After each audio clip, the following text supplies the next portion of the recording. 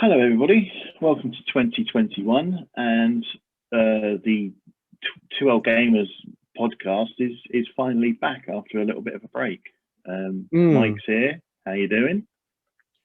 Yeah, I'm doing good. I'm still alive, which is a bonus. So you've been in hospital for a month or so, weren't you? So end of my cancer treatment, stem cell transplant. It was fucking horrendous. I won't go into the details, but I'm in recovery. So this is the first chance we've really had to talk about stuff, because before I went in, which was say towards the end of November, we were all waiting for the PlayStation 5. Well, I was waiting for it to turn up. Yeah. So I can give you my thoughts and feedback on that. And hopefully we can discuss how, ignore the fact that 2021 will be pretty much the same as 2020, I'm afraid, for all you people that think that the virus is over and all the rest of it. I think you got another thing coming. So, well, there is that, isn't there?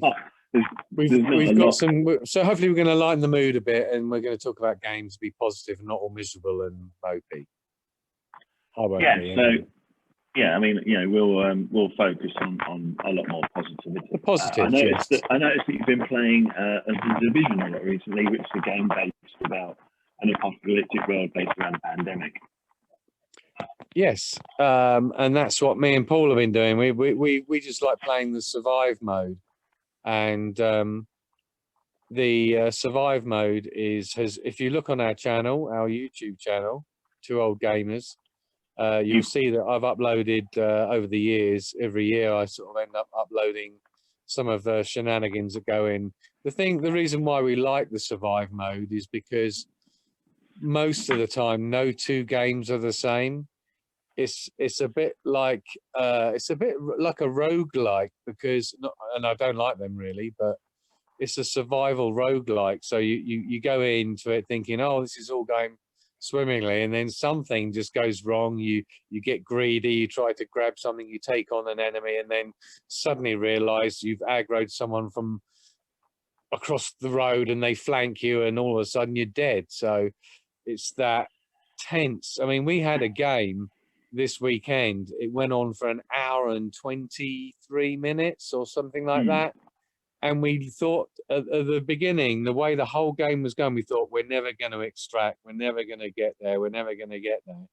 And then we had a massive payoff at the end where we finally did it. And even though it was very stressful, because this game is a very stressful game, because you're constantly fighting against the elements, and especially when you do a blind panic mode, it's like one of those slasher films, you know, when you say someone runs and they trips over in the woods and you think, oh, I'd never do that. But when you're running away from bad guys and you run around a corner and then there's another load of bad guys, it's funny. It's just like a slasher film. You're making all the mistakes that they do because you're panicking. It's almost, I mean, for you and Paul particularly, I mean, it's almost like becoming a Christmas tradition. Oh, like, just like watching Die Hard. It has been a Christmas tradition. It has.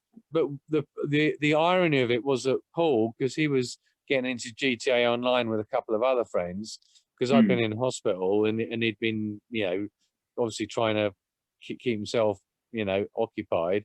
I then got the Division, but no one played it. But then afterwards, at the end of each day, we do a survive almost every evening. And I mean, I got annoyed the other day. I spat my dummy out, and then he does it as well. And just because do you mean each other or the game? Just because we have a bad, we spawn in a bad place, or we're following in the wake of someone that's stealing all the shit that we need. Oh yeah.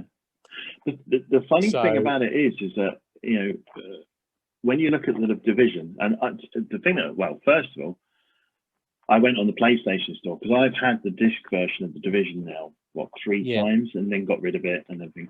And I thought, you know what, it is about time I own it digitally. Yeah, it's not cheap, is it? And jump on. It's 25 quid. Do you know what's weird? We've noticed that the servers for the survive mode are, whereas there used to be just 3 or 4 people, including us, the other day we had almost 20 people on a server, and I'm like, this is crazy. So I don't know what's happened, but for Christmas. Winter. Well, I suppose so. I think, Yeah, but I mean, a no, lot of seriously, East Europeans play it as well. But I'm on the Division subreddit. I follow that, hmm, and a lot of people are talking about going back to the first game. yeah, I think a lot of people, and if you take a look at it, like, you know, I know why that is. It's that because first game, The Division Two at the moment, they're rolling out all the same stuff that they did for the Division One when the game was right at the end of its life. yeah. And people have done the content, and they're like, you know what, the original actually is a better game.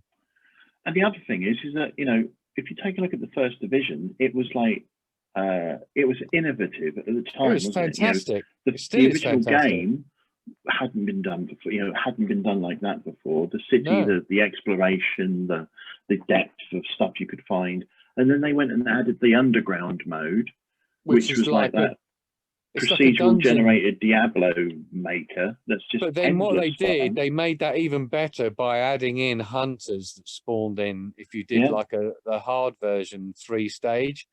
and then they That added in the survive mode as which well. is has never been bettered as a No, survival stroke.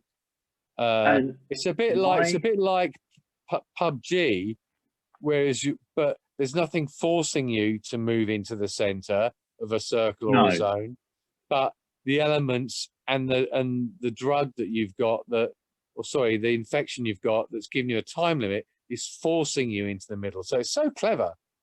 They've yeah, done like no, a absolutely. PUBG if you want to do the PvP version of it. But for those But two add-ons that they added to the game, and they did as another part of thing the which is very good, but we never played it, called Last Stand. That was a mixture of that was a horde PvP and mode, wasn't it? PvE. That was Oh, that, right, yeah. Is that the where yeah, you sort of like you fought you players? play in the dark zone, and you're running to different objectives while shooting PvE enemies, but then there's also a PvP element to it as well, Yeah, I think. yeah. Yeah. So I mean, they had all these amazing innovative features, Yeah. and for the Division Two, they didn't bring them back. I think the problem is that, as I said before, you've not got the snow, and the snow and the whole setup of the original and the look of the city itself lent itself to a more interesting scenario. When you went to Yeah. Washington, it was all broad daylight with no weather really, and they did make certain improvements. I actually, if you said to me, was the Division Two an improvement? I'd actually say no. Even the way that the characters move and stuff like that, I'm like, I quite like the old one. The way everything works in the old one, the way the guns judder around, and you have to put mods on that actually So control the aiming and everything. You know. I never actually got around to this, but I actually bought that Warlords pack, but then never played it for Well, that's a various shame reasons. because Warlords is very good. And it does as soon as the Division Two goes back to New York, does it fix its problems by just literally Yes, being back in New to York? a certain extent, because they make the weather more rainy and desolate, and New York was obviously you've got the cleaners as well, Yeah. which are a really good bad guy character, Yeah, that was the other problem though, wasn't it? The and the factions. Rikers. You know, yeah, they The, made the the new factions ones were a a bit bit. weak, weren't they? Well, yeah, they're a bit crap, I think, and even I don't really like the I preferred the LMB over the Black Tusk, which are the Yeah. end of game military type characters. I mean, the original Division is still a brilliant game. It's just the only mode. I mean, we could play Underground if there's a group of us because that's really good fun. Especially Hmm. because if there's a group of 4 of you, it will spawn 5 hunters, and that gets It is. fun. Yeah. You know. And the thing about it is that it's you know they did you know they made the decisions they made with Division Two, and they must have realised that they made a mistake by literally the last expansion taking everyone back to New York because they thought, oh, we're Yeah, definitely. losing fans. I mean, There's but so the way much that that they tried to improve that they fucked up. Yeah. It's almost like everyone would have been quite happy just with a load more story content set in the original Division's world. They didn't really need a sequel. And the Dark Zone in the Division 1 is so oppressive and nasty and dark, like, you know, and scary, Yeah. really, if you're not tooled up. And then the way they split it into these 3 zones, they tried to cater to everybody, you know, and you become a master of none, don't you? You know, when you just cater to everybody's. They did Yeah. the things they did improve was that they had these things added called classified assignments. You go to a doorway, and then you go in that door, and it would load a custom level that's like a really interesting piece of additional content that was, well, I mean, one of them was like I think it was what was it, an aquarium, but it was massive, and they added on about 5 or 6 of these, and they added on quite a substantial amount of content that was fun to play. But the trouble with those sorts of games is that the player base canes it, gets through it, and wants more and more and more. And unless you have something like a Survive, which you can repeat, or the Underground, which is procedurally generated, which gives you some variety, because you never quite know what you're going to expect in the layouts. Yeah. It never really had any extra content. The extra content they had him on was basically, let's send you back to Brooklyn and New York, because they had a few other places like the Pentagon add-on and a few other, but these were like bespoke levels and areas which were okay. They did add on the Summit, which was quite good fun for a while, where you go up from floor 0 Was that to the 100. skyscraper? Yeah, and I played that, and I got to the end, and that was quite good. You could matchmake and just jump in if you were lucky to someone that had a group, and one of them just gave up because they couldn't kill the hunters on level 100. Because when you get to level 100, it spawns hunters. I take it that it didn't have the pull of the Survive and the Division 1 No, I things, because played you've it. never It gone was back to it. fun. It was fun, but once you did the thing to get the piece of kit that you know, like the exotic chest piece and all that sort of stuff. Once you've done that, it's like, I've done this. It's when I never did.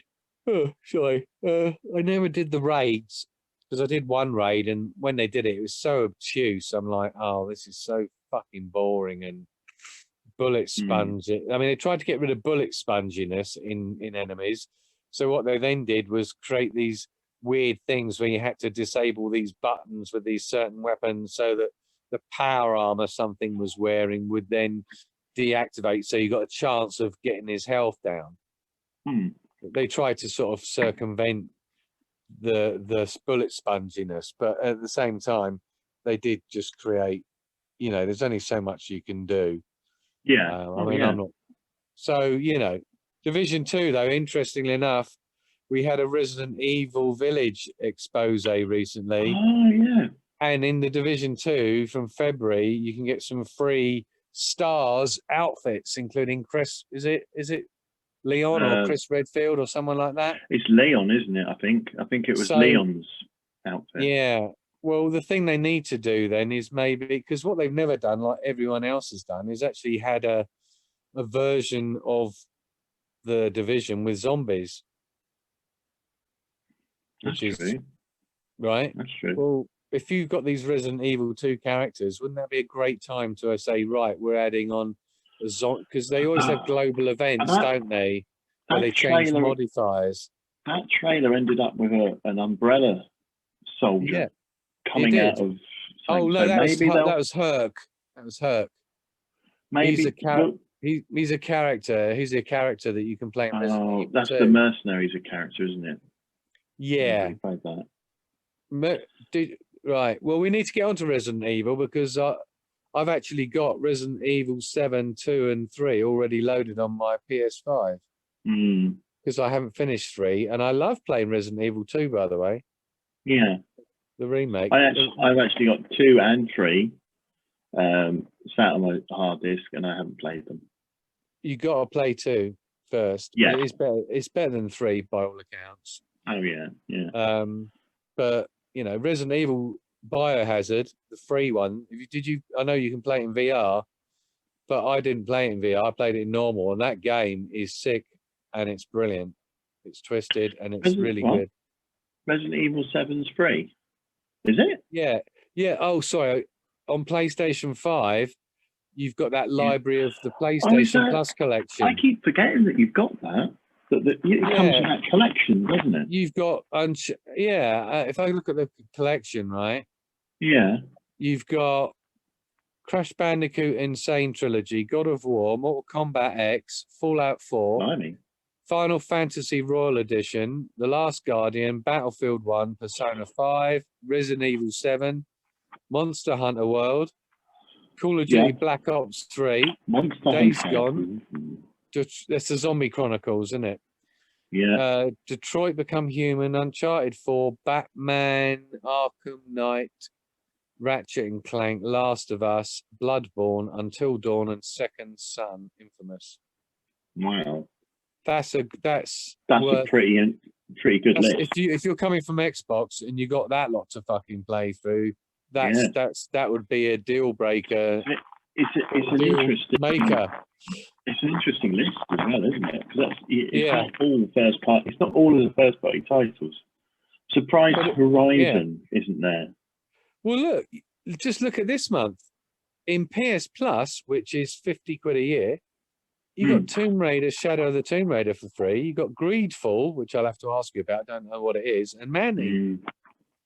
I got Maneater, which is a PlayStation 5 one. Game, yeah. And I've had Worms Rumble, Bug Snacks. You know, I mean, this PlayStation Plus, which I actually got, I think I got it cheap, $39.99 or something. I got it when it was on sale, and it's extended for about the next 14 months.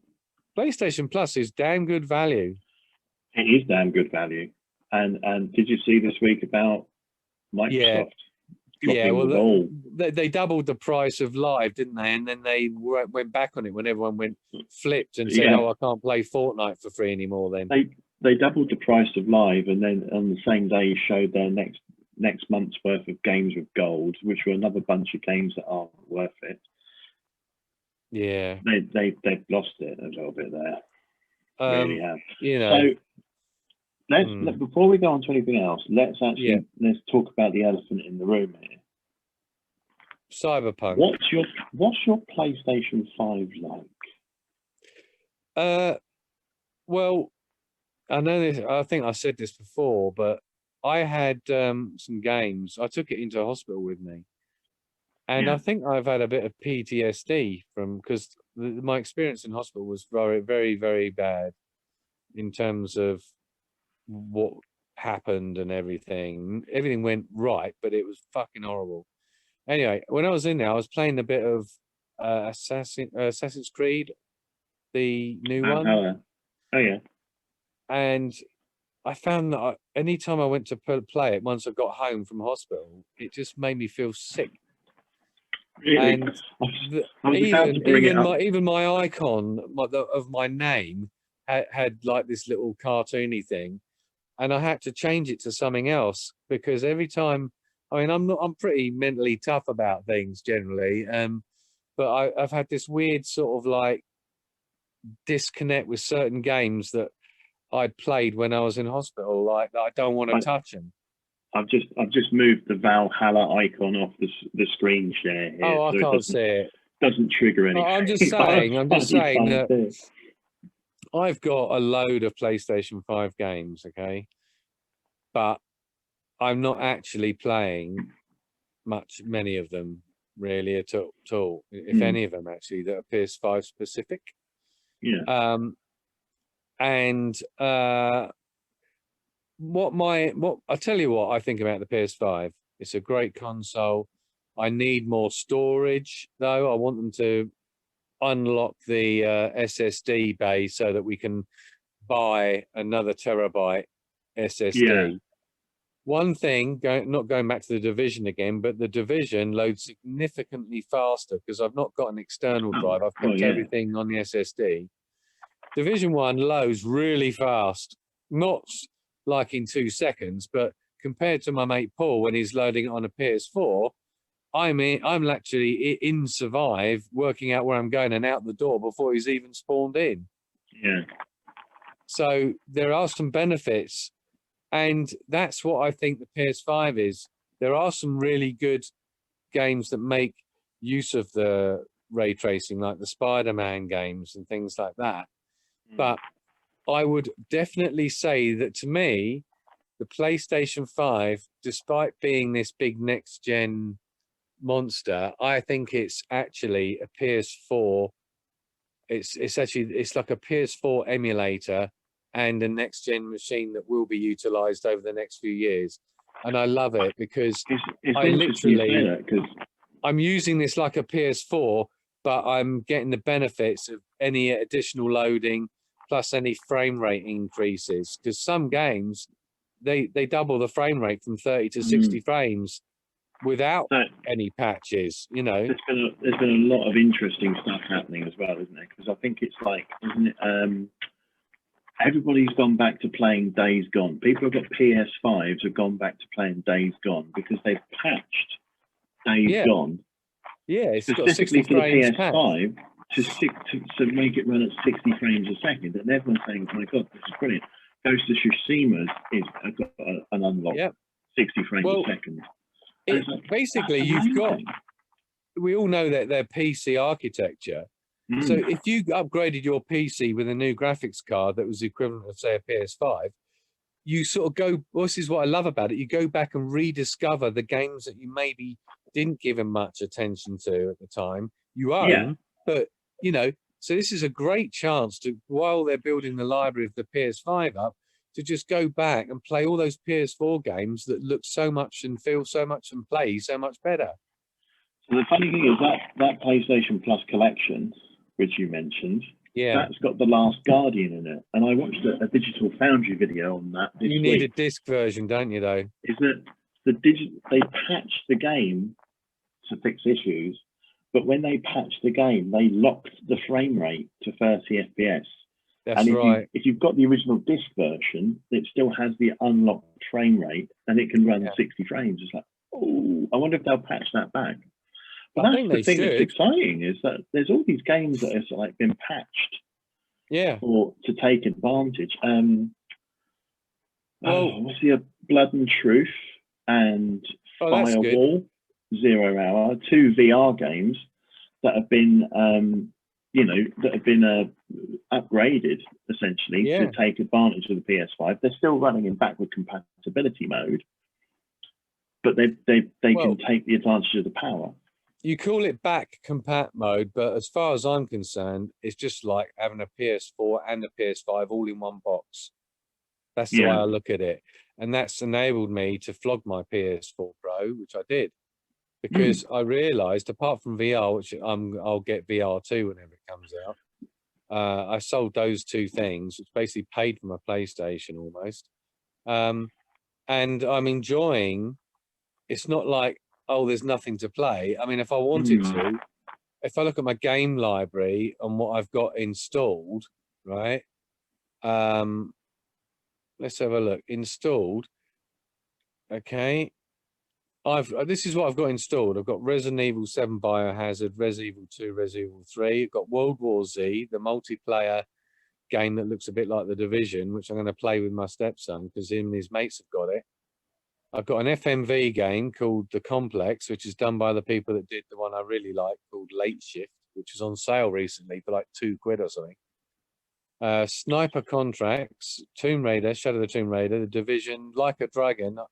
I bought the PS4 version, and I'll get the PS5 version for free when it gets upgraded. And I got Sackboy, which is brilliant, and Spider-Man Miles Morales. Those are all the games I've got installed. And a game I want to talk about later is WIlly Jetman, Astro Monkey's Revenge, which is the game I'm actually putting most of the time into, apart from The Division at the moment. So I've got all those installed. And when I look at my storage, I've got 178 gig free still. Really? Yeah.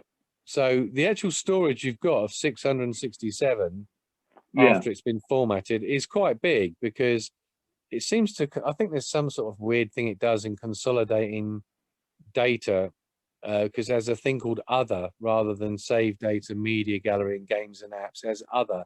I don't know whether that is game engines that are the same in different games. I don't know whether it does any sexy consolidation of game engines, so you don't have to have the same data on your hard drive twice.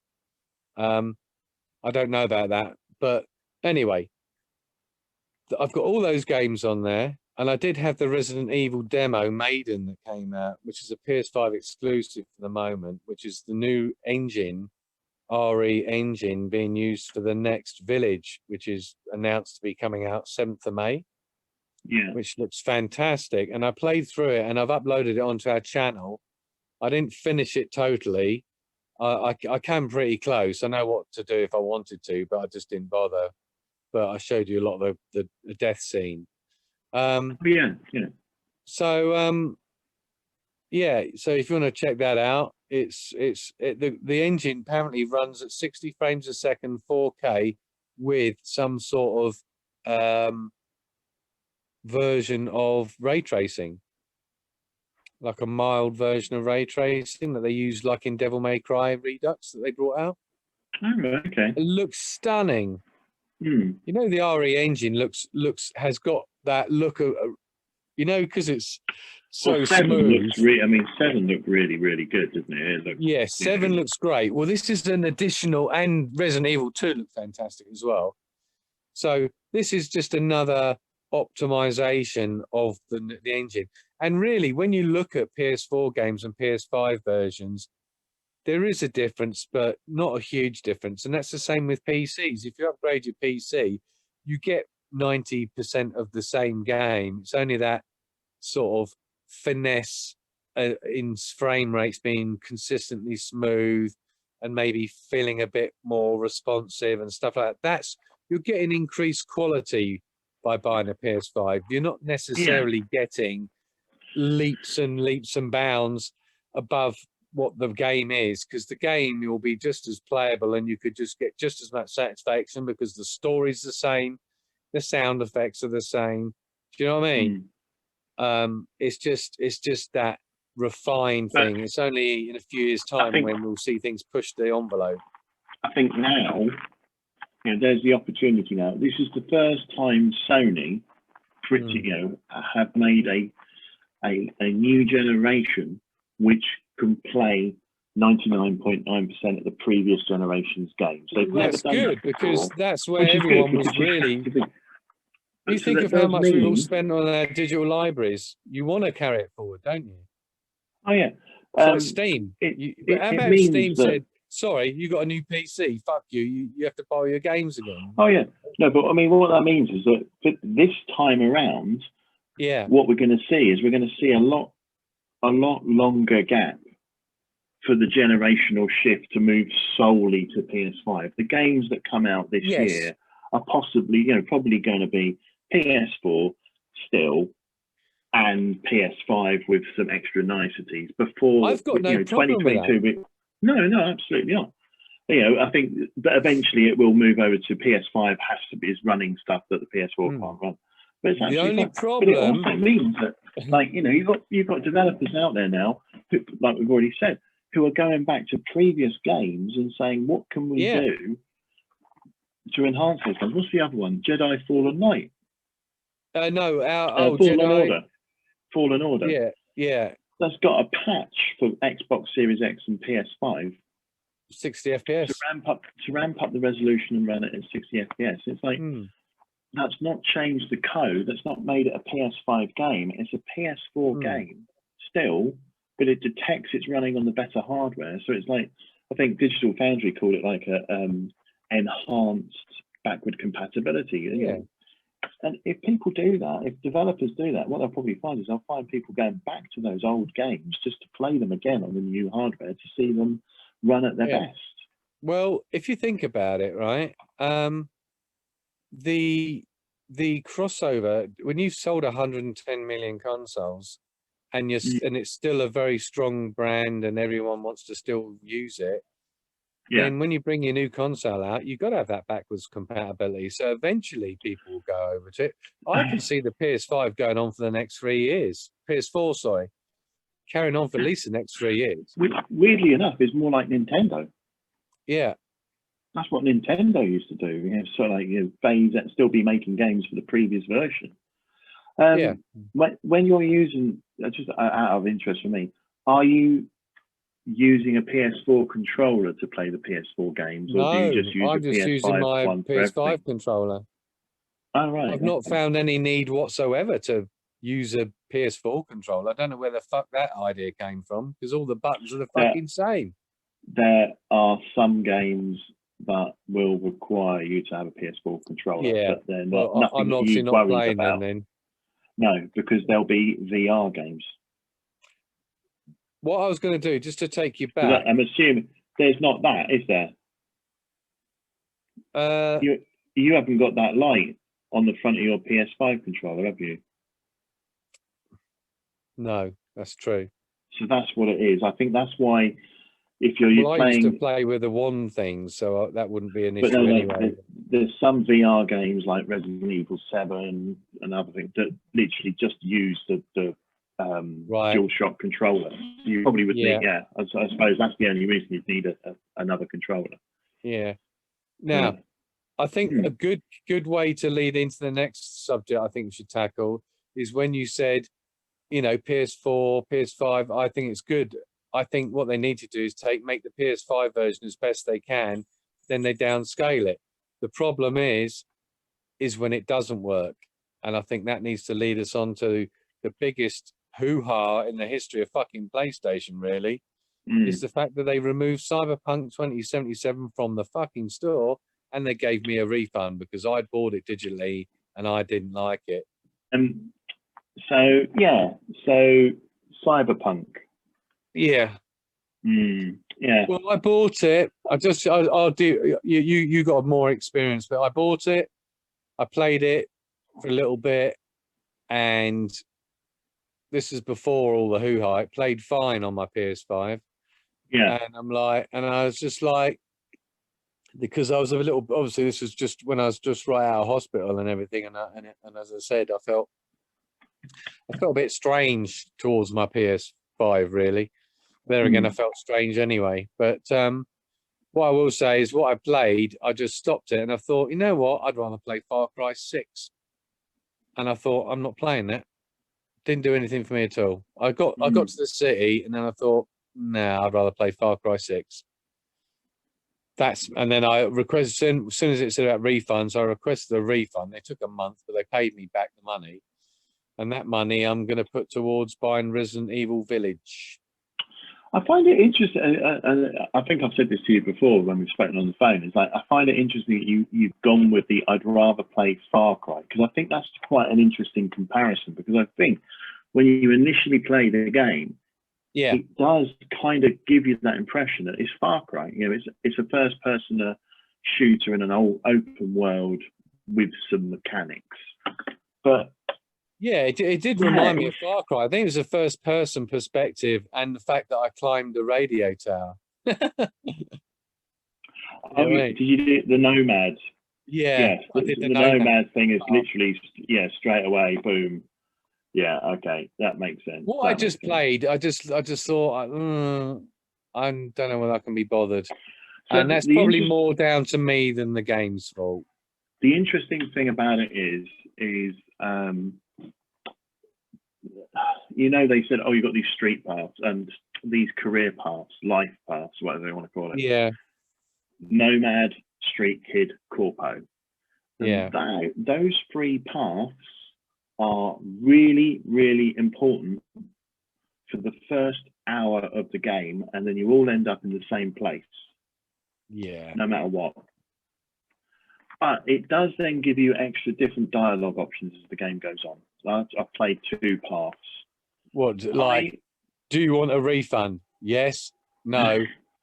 What do you fucking mean? I have to admit that before Christmas, and Christmas was a big deal, before Christmas, I put 26 hours into Cyberpunk. Yes, good for And you. what is there is Kept good. you interested. Yeah, you liked it. Yeah. Because, But it's not the big, it's not the massive, wow, what an amazing fucking game like Witcher 3 was, is it? I think Although, I think it is, but there is, and I believe me, I've never been so pleased to own a PlayStation Pro, because if I was still on a it'd be if I unplayable, was apparently, wouldn't it? still on a base unit one, I'd be, it's just not worth it. I personally didn't encounter many of the bugs that people had, that people were saying. That's just personally. Yeah. There are very open roads. There's not a lot of traffic. There's not a lot of people. Out of all the companies to fuck you over, they were the last one that you think would fuck you over. But and they have fucked a lot of people over. The thing that's interesting now is that they have the way they've come forward as well now and said, look, well, they got caught their pants down, didn't they? They had no choice. The management coming up and saying, yeah, look, we screwed up. There's no way about it. So he took it time coming out with that statement, though. I'm afraid it took him over a fucking month. Well, yeah. Well, yeah. I mean, I know you're giving them kudos, but I don't give them any kudos at all for that. I think someone with their level of respect that they had with their customer base, and they basically shafted everyone that had a PS4 or an Xbox, whatever. I think that's out of order, and they deserve everything they fucking get. Now, there's also some things here that I've been reading into this a lot. Yeah. Just because I'm interested in what I always like a bit of a cluster, don't I? I like following that to see the industry side of it, and so apparently part of the problem as well is that we may not necessarily understand Polish companies and how they work. If you in Poland, if you have a product that you say is going to be released in a year, you have to release it in the year you said it was going to be released, or the government fine you, investigate your company and fine you. Right. And the Polish government had also invested in CD Projekt Red because of this game. So it's like, I think there's some shady shit going on. It's all corporate, which is really ironic, bearing in mind that the game is about corporate. When you got governments involved, I think it's shady, but yeah. Yeah, absolutely. No, it is totally shady. Yeah. So what you could be saying is that maybe they didn't want to release it, and the government said you better fucking release it. Yeah, pretty much. Yeah. Well, pretty much. That when you get into bed with the devil, what do you expect? So, genuinely, I would say the game is good. I think the game, what people want out of that game, and I think they've missold it before we even get onto the base console performance and all of that. All of the trailers and everything for it are very, very bombastic, really sort of like in your face, gunfire everywhere. It's all crazy. And so it makes it look like Far Cry. Absolutely right. GTA. I think it also makes it look a bit like a Mass Effect as well, with all the choices and everything. Yeah, a little bit, yeah. But I think they really did that. Lent heavily on the action. When you actually get into the game, the game itself is more like a role-playing game, like a proper desktop. Dice rolls, everything. Yeah. The pace of the game is very, very slow. You're walking through the streets very slowly, and it's purely deliberately. But once you start getting into some of the side missions, the writing, the thing that they do well, which is write good missions, write good story. Some of the story is absolutely fantastic, absolutely brilliant, and there's a lot of tongue-in-cheek references to other science fiction things like there's a mission with taxis, collecting rogue taxis, stopping them from, you know, because they've all got AI in them. One of the AIs in one of the taxis happens just to be like GLaDOS from Portal. You know, doing the whole voice and everything. So there's some throwaway things. There's Blade Runner-esque influences. Funnily enough, I haven't watched Blade Runner 2049. Okay. And I've only watched that recently. It's really good. I watched that film and went, that's obviously the whole designer aesthetic for the whole game is Blade Runner 2049. They literally they must have watched that film and went, yeah, this is what we need to do. We need to make this. I hope that they can fix it. I mean, the patch that they released this week, they've already released 3 patches, 2 hot fixes and a patch. I haven't had time to play around with the patch yet. But the first thing that happened was I loaded up a save game, got in a car with an NPC character, and he drove straight into a car that spawned right in front of us. I was like, that's not a good start. I'll come back in a month. It's broken. I think they will fix it. On a technical level, it's broken, which we all know. I think, you know, the engine. Red, I mean, I'm sure The Witcher 3 was broken a bit when it first came out as well. No. Every single CD Projekt Red game has been broken at release. Yeah. So much so that 18 months after The Witcher was released on PC, they had to re-release it, calling it The Witcher Enhanced Edition, to get it relisted on Steam to get away from all the negative reviews. I think open world games are liable to that being broken, and I know that Valhalla had the problems, and I think the scope of the game is very impressive. Yeah. Some of the things you can do in the game are very impressive, and then there are parts of the game that are Deus Ex. It's literally Deus Ex. You know, it's not revolutionary. It's literally, we've made a really pretty looking version of Deus Ex. Well, some of the stuff out in the wasteland is really good. From the point of view of the actual game, I think that it's the sort of thing I'll take or leave. I've got other things that I'd rather play, but you know, as long as you enjoy it, it's all about enjoyment. As long as you get enjoyment from it, then Christmas came and I got Valhalla and I haven't gone back. But in my mind now, I'm literally thinking, look, that game, I'm enjoying Cyberpunk. I know that on the PlayStation 5 at the moment, it runs better. And I know that they're bringing a next-gen upgrade, a full upgrade. So it's that kind of thing of, I bought it from a foreign store, so it's not very easy for me to get a refund. But also, I believe that if they can get that next-gen version working, then I reckon it's actually a good game. Good. Well, you're the one who knows more than I do, because as I said, I only played it for less than an hour. Yeah. It is, and don't get me wrong, it's disappointing. It's disappointing to have it. You know, I think the main thing to take away from this is that games companies have got to be. I mean, everyone was criticizing Sony for not releasing all this information before it's released and overhyping stuff.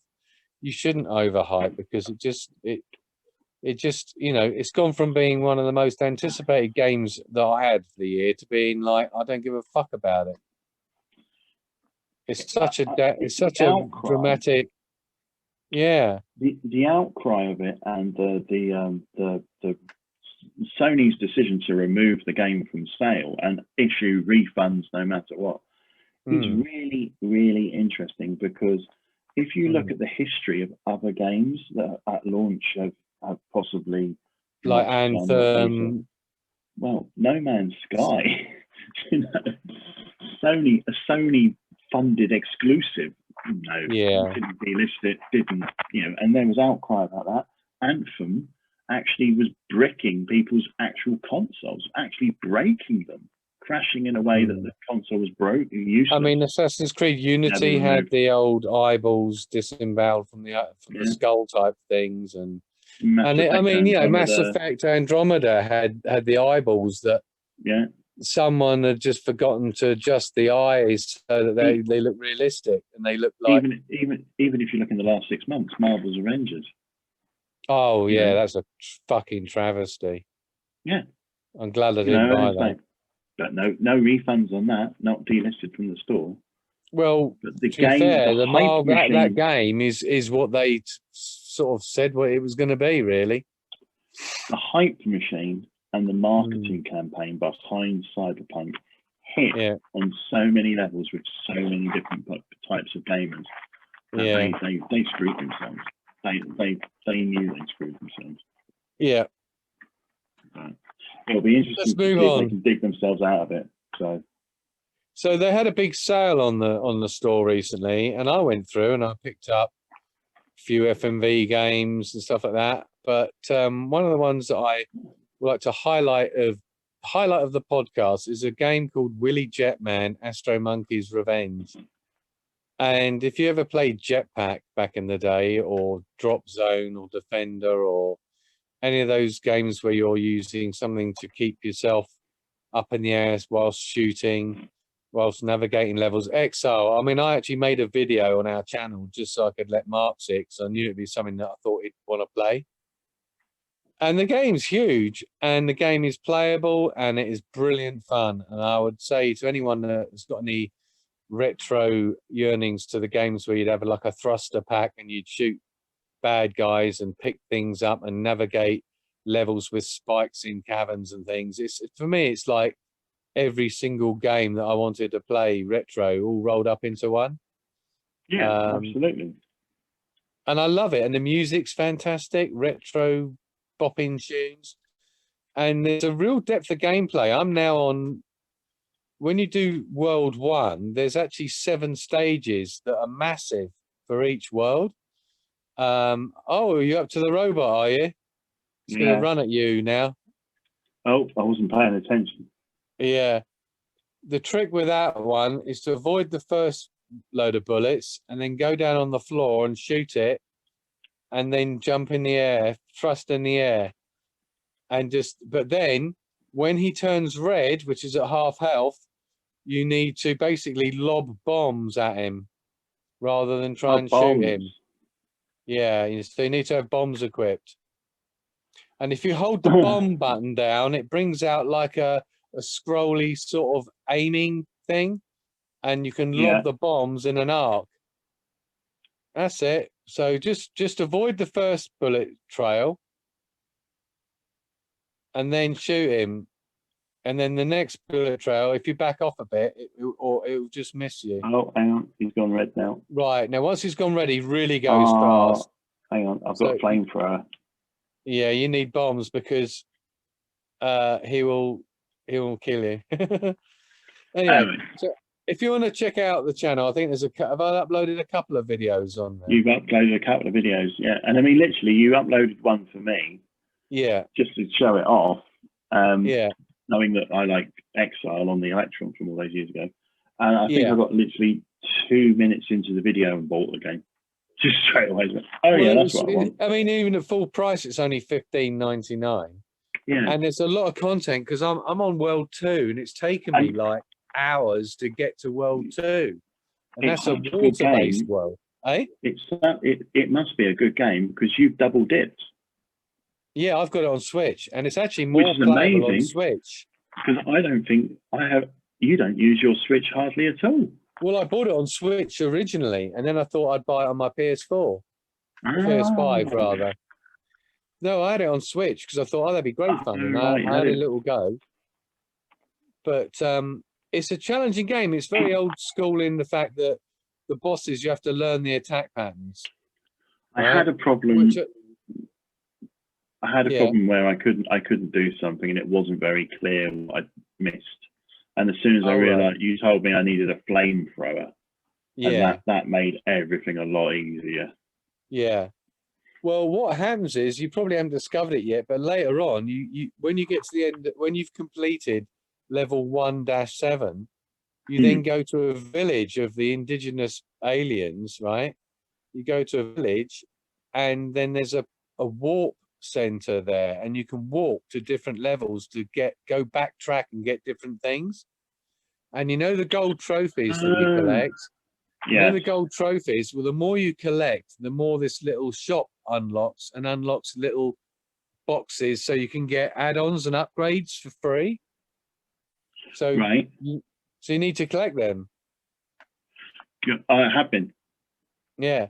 And also there's another level later on where you have to go round and do a certain thing to get a rocket boost, because you need the rocket boost in order to finish the level, because you've got to go straight up through loads of hazards and do it all in one go, because it spaces out the save points. So it makes you learn the level, and it's sort of old school, but not super punishing, but it does punish you. Yeah, no, it's got that fair. Nice sort of like, it's got that sort of old school difficulty to it, and you know the controls are really good. They're tricky, aren't they? I mean, you get used to them. The jetpack works better on the Switch, because I think the shoulder buttons are more responsive on the Switch. Yeah.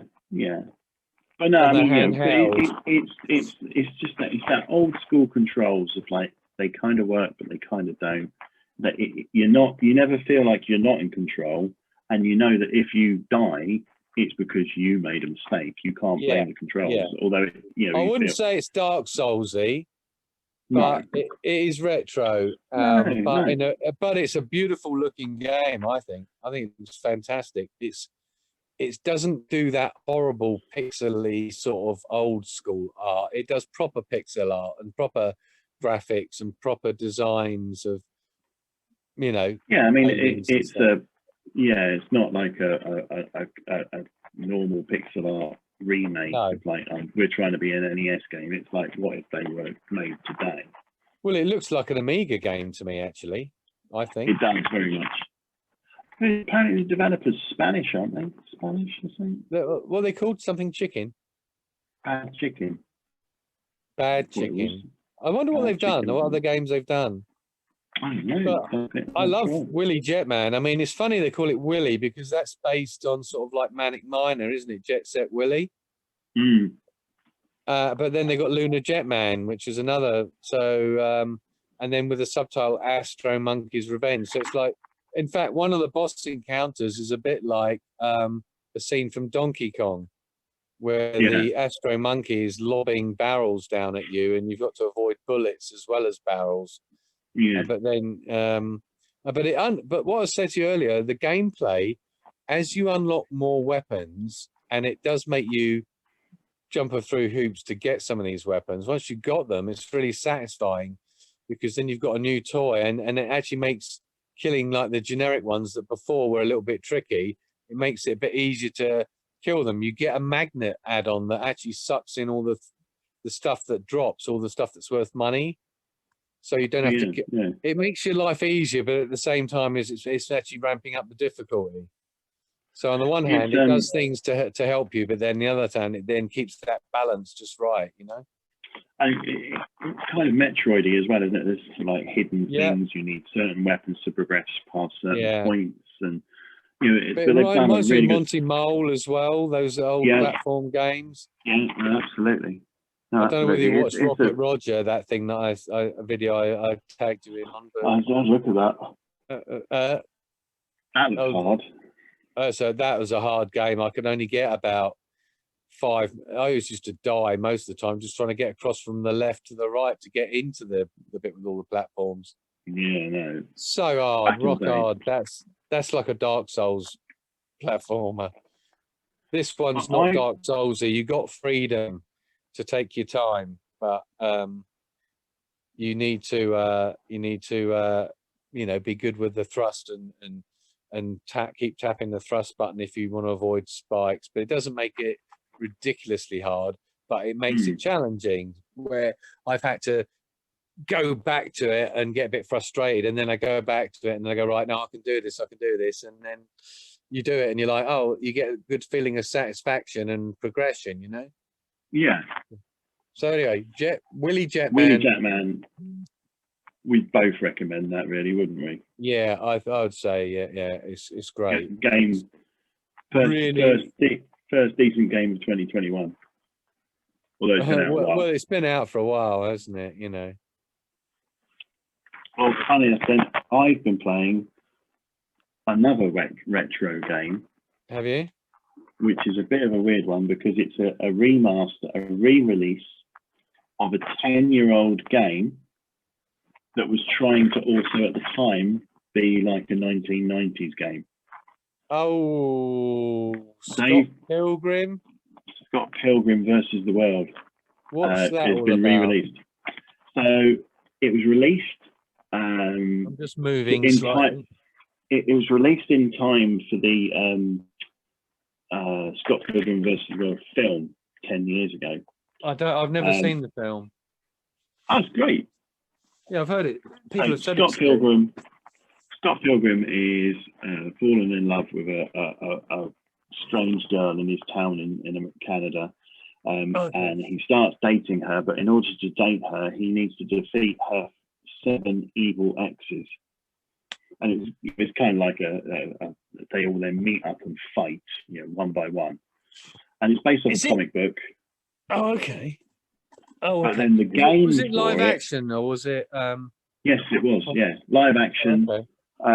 With lots of sort of like computer effects and kung fu fighting and things like that. So it's a pretty good game. But then the game makes it into like a sort of beat 'em up, old school beat 'em up, more like sort of River City Ransom on this. Anyway. Yeah, you love them, don't you? Yeah, and it's like it's a little bit Streets of Rage. There's a nice leveling up system. There's lots of hidden areas, and they all. It actually has. I think the game actually has more charm to it than the actual film. It was really well loved, and the fact that Ubisoft have finally realised that and said, right, okay, let's re-release this, let's re-license it. What game did it come out on? Is this a new game? Is it a new game? No. It's literally the remaster of the Xbox 360 and PS3 game. Okay. And this time they've brought it to Xbox, Switch, PS4, and PC for the first time as well. So and it's 12 quid. Okay. And it's just a brilliant game. It's got so many nice little references. What, to the film? From the film, and also just video games in general. The map screen to go between the levels actually looks like Super Mario Brothers 3's world. Oh, it does. Well, that looks like Zelda to me, but yeah. Oh, no, you're right. And it's like, they split up. And it's hard. It's really hard. It's not an easy... Is it just a beat 'em up? Yeah. It's just a beat 'em up. But you've got a leveling up system. You can play it online. There's extra modes that they added. And this remaster comes with all the DLC that they eventually released for it as well. So if you haven't seen the film, would it be a problem? No, not at all. Right. Not at all. Okay. No, not at all, because it literally it kind of just tells the story as you go along in that kind of arcade game way. So they've added extra game modes to it as the years went by. So there's like a boss rush mode, survival horror mode, a battle royale, and dodgeball, which you can play locally or online. Okay. You can actually play the whole game online, so you get three other people. A good value remaster to me. Yeah. They've done nothing to it. They've literally just made it run in 4K on a PS4, on made it available. So it's a great game, and I'm really pleased it's back, and I've got it now forever, because that's a perfect little game. Right, I'd like to mention something now, something that I'm so excited for. Early March, apparently, if you're going to listen to some news and sleep. 12th of March, they're finally releasing the Mass Effect Legendary Edition in March. Which is now, Mass Effect 1, 2, and 3 all DLC, no multiplayer stuff, and all the add-ons and kit and guns and everything that they gave you in each game. But they're gonna, so you've got some brilliant like DLC that they added. I mean, Mass Effect 3 had some fantastic DLC. And in fact, Mass Effect 3 is my favorite of the trilogy, controversially. But you've never finished Mass Effect, the trilogy, have you? No, because I played Mass Effect 1 and Mass Effect 2 on Xbox 360. Yeah. And Mass Effect 3 came out just as I transitioned over to a PlayStation 3. Yeah. So well, I never finished do you know what? I envy you, because you're going to be able to play it in an enhanced format. Now, this isn't a ground up, everything's going to look absolutely super amazing.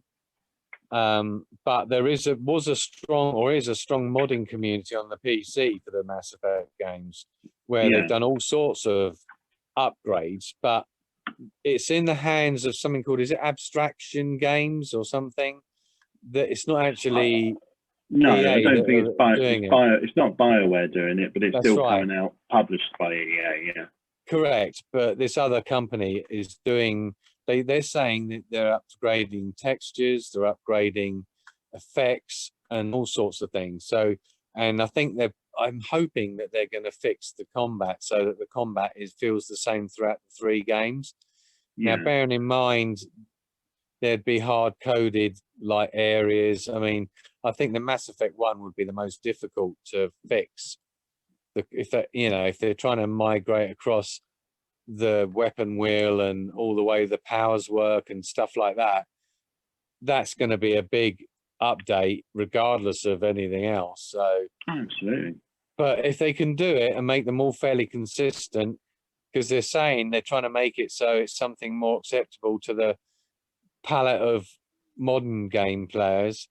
I mean, I played 1 and 2 and was halfway through 3 on the PC with no mods or upgrades, apart from the fact that it was running on a PC and the frame rate was good.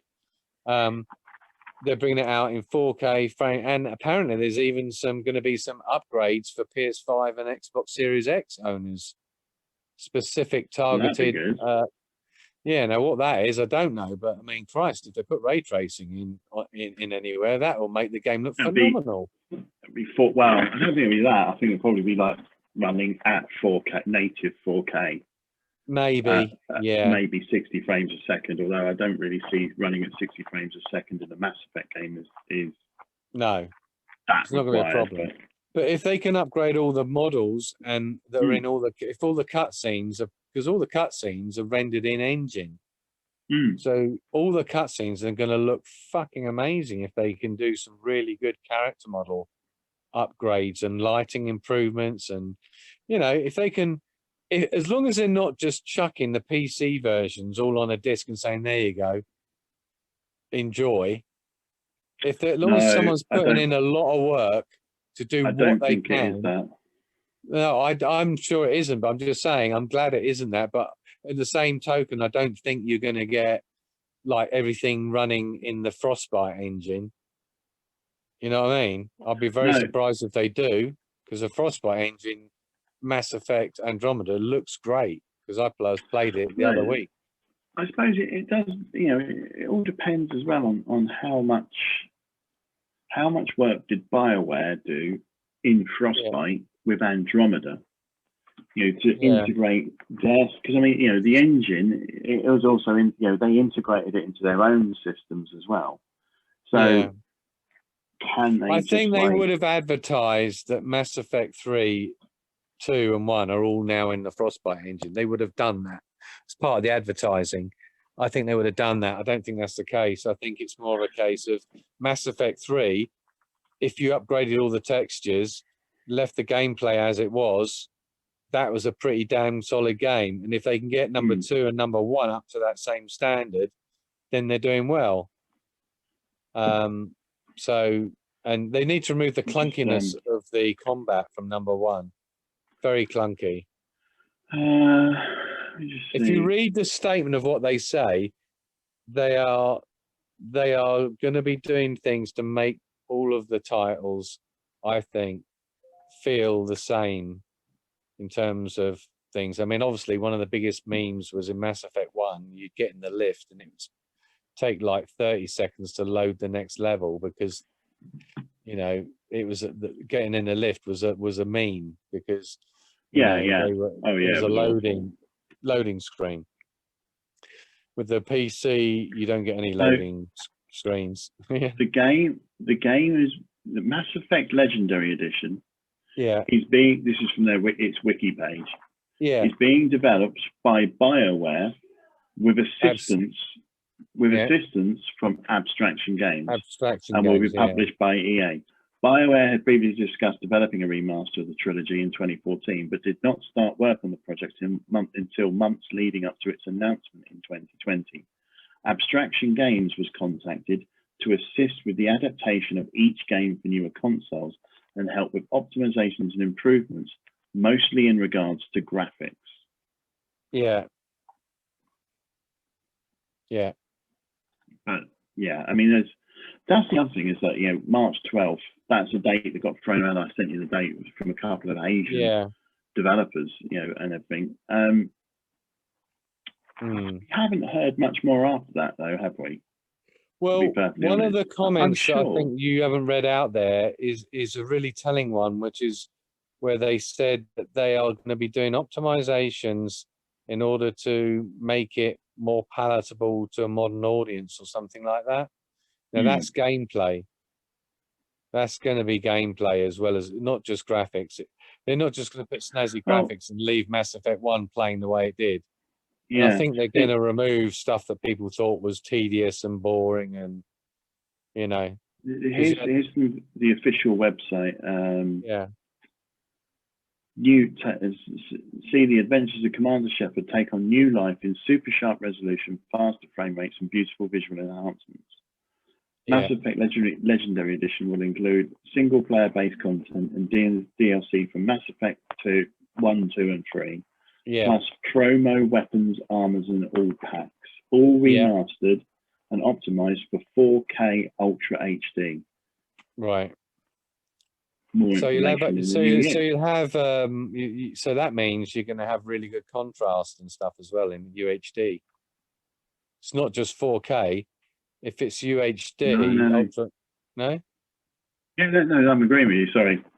Yeah, it's not just the 4K. It's going to be. But there's something else that I'm sure I've read somewhere, and it tended to suggest that they were going to try and fix something to do with the way the game's played. It wasn't just the way they looked.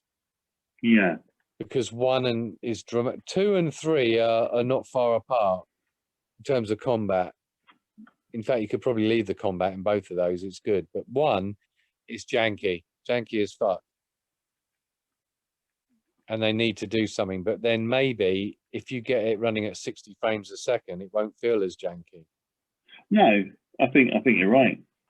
But you've still got the fact that in number 1, you'd have to get in the vehicle and land on a planet, and they'll be driving over the planet. Although I played on the PC and the graphics looked okay, so maybe if they improve the textures and stuff, I don't know.